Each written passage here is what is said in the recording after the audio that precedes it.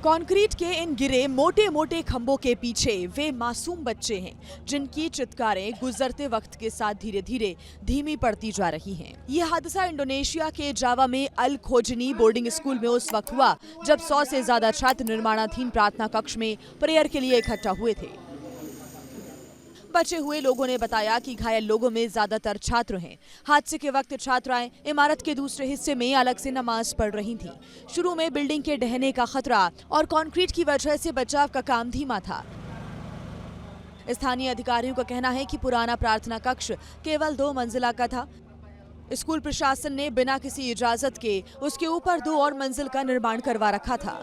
निर्माण का काम पूरा नहीं हुआ था और प्रार्थना कक्ष में प्रेयर करवाई जा रही थी। कंक्रीट के इन गिरे मोटे मोटे खंभों के पीछे वे मासूम बच्चे हैं जिनकी चित्कारें गुजरते वक्त के साथ धीरे धीरे धीमी पड़ती जा रही हैं। ये हादसा इंडोनेशिया के जावा में अल खोजनी बोर्डिंग स्कूल में उस वक्त हुआ जब 100 से ज्यादा छात्र निर्माणाधीन प्रार्थना कक्ष में प्रेयर के लिए इकट्ठा हुए थे। बचे हुए लोगों ने बताया कि घायल लोगों में ज्यादातर छात्र हैं। हादसे के वक्त छात्राएं इमारत के दूसरे हिस्से में अलग से नमाज पढ़ रही थीं। शुरू में बिल्डिंग के ढहने का खतरा और कंक्रीट की वजह से बचाव का काम धीमा था। स्थानीय अधिकारियों का कहना है कि पुराना प्रार्थना कक्ष केवल 2 मंजिला का था। स्कूल प्रशासन ने बिना किसी इजाजत के उसके ऊपर 2 और मंजिल का निर्माण करवा रखा था। निर्माण का काम पूरा नहीं हुआ था और प्रार्थना कक्ष में प्रेयर करवाई जा रही थी। कंक्रीट के इन गिरे मोटे मोटे खंभों के पीछे वे मासूम बच्चे हैं जिनकी चित्कारें गुजरते वक्त के साथ धीरे धीरे धीमी पड़ती जा रही हैं। ये हादसा इंडोनेशिया के जावा में अल खोजनी बोर्डिंग स्कूल में उस वक्त हुआ जब 100 से ज्यादा छात्र निर्माणाधीन प्रार्थना कक्ष में प्रेयर के लिए इकट्ठा हुए थे।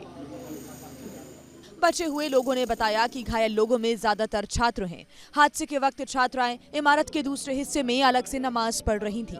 शुरू में बिल्डिंग के ढहने का खतरा और कंक्रीट की वजह से बचाव का काम धीमा था।